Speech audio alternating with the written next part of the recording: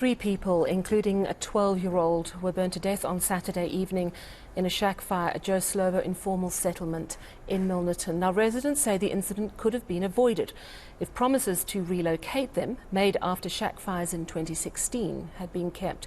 The City of Cape Town says it's struggling to keep up with housing demand due to illegal land grabs, extortion mafias, and the large number of people migrating to the mother city for better opportunities.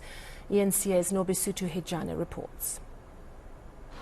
Nomapha Mahambi believes the fire at the Ekuphumleni informal settlement in Joe Slovo that destroyed 20 structures and left 73 people displaced may have been started by one of her tenants who was intoxicated at the time.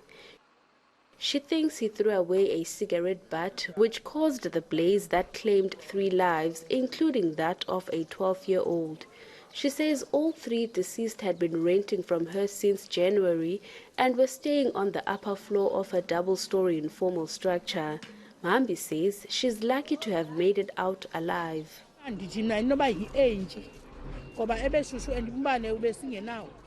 Phumile yena wahlamba ubuso wabaleka xa betshiya abantu bebesengaphandle mna ndiphume ndingatyali bombe ndalba ndiphume njani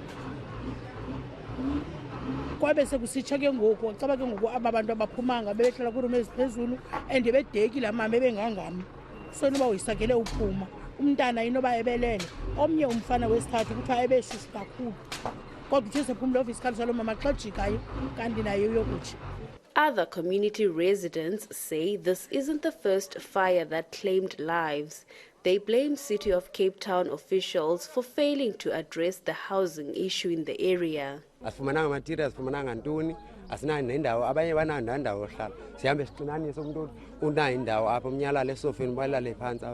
Community activists say land is available to alleviate the area's population density, which could help hundreds of people and help prevent further shack fires. The alternative that can be done here to attend to this problem, even to those future, maybe some of them might be worse. There's a piece of land right here in the industrial area, closer to N7. If we can count maybe 50 from each informal settlement pocket, 50 or so, then at least it will allow spaces to be there. Then walkies can be moved, arranged, right? And then Housing MMC Carl Popham says the land Dunoon and Joe Slovo informal settlements residents are demanding isn't habitable or safe as it's next to the N7 highway. He says while the city is trying to address the housing needs, work gets delayed by illegal dwellers who are hoping to jump the queue. We have been struggling in the city over the last 2 years with what people like to term the construction mafia. These are criminals that are holding us hostage, that are trying to extort not only the city but communities from what they deserve, and that has been delaying our projects. But over and above that, we've been working hard to spending our budget.